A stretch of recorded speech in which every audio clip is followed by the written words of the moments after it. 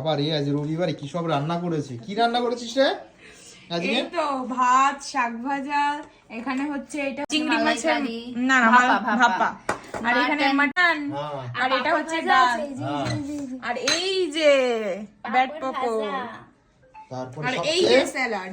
এটা হাতে করেছে। কে করেছে এটা? এই যে ওরে বাবা, এটা কি ভালো না হতো। Master chef. মাস্টার শেফ, ওরে বাবা।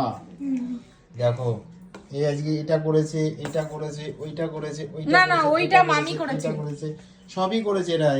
এই যে মাস্টার শেফ দুজন। ওরে বাবা, এইটা সাজিয়েছে নিনি। এই যে শাক ভাজা, কি শাক রে এটা? এটা হলো মূলো শাক, মূলো শাক ভাজা। তোমরা আর হচ্ছে ধনে পাতা। মূলো শাক কিভাবে ভাজে?